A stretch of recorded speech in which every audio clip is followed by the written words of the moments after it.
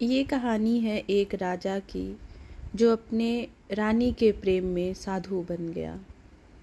राजा अपनी रानी से बेहद प्यार करता था, लेकिन रानी राजा से नहीं बल्कि उसी राज्य के सेनापति से प्रेम करती थी। सेनापति से छुपके मिलती थी। राजा को इस बारे में कुछ भी पता नहीं था।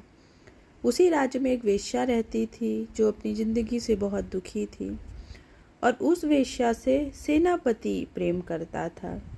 मीन्स रानी को ये पता नहीं था कि सेनापति मुझसे नहीं एक वेश्या से प्यार करता है। उससे जाता था, छुप के मिलता था। उसी राज्य में एक किसान था जो अच्छी फसल उगाता था। एक बार उसे एक अलग तरह का फल मिला। उसने सोचा क्यों ना मैं ये फल अपने राजा को दे दूं, मेरा राजा बहुत खुश होगा इसे देख के। राजा ने वो फल अपनी रानी को दे दिया। इस फल की एक शर्त थी, जो खाएगा वो हमेशा जवान रहेगा। राजा सोचा मैं जवान रह के क्या करूँगा, मैं ये फल अपनी रानी को दे देता हूँ, मेरी रानी हमेशा जवान रहेगी।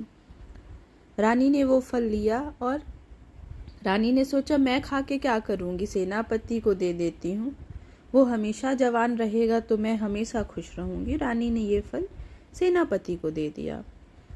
सेनापति ने सोचा कि ये फल लेके मैं क्या करूँगा, बेहतर है मुझे इस फल को अपनी वेश्या मित्र को दे देना चाहिए, क्योंकि अगर वो जवान रहेगी तो मैं हमेशा खुश रह लूँगा। इस तरह सेनापति ने रानी से वो फल लिया और छुप के जाके उस फल को उसने अपनी वेश्या मित्र को दे दिया। वेश्या ने सोचा ये फल लेके मैं क्या करूँगी, बेहतर है मैं ये फल राजा को दे दूँ। अगर मैंने ये फल राजा को दे दिया तो राजा मुझे इस ज़िंदगी से निकाल देगा। वेश्या ने वो फल ले जाके वापस से राजा को दे दिया। राजा ने जैसे ही वो फल देखा, उसे सब कुछ याद आ गया कि ये फल तो मैंने रानी को दिया था, और राजा बहुत दुखी हो गया, बहुत ज़्यादा दुखी हो गया। उसने रानी से बात की, रानी से सारी चीज़ें पूछी। रानी ने जब उसे सच बताया तो उसे पता चला कि यहाँ तो कोई खुश नहीं है।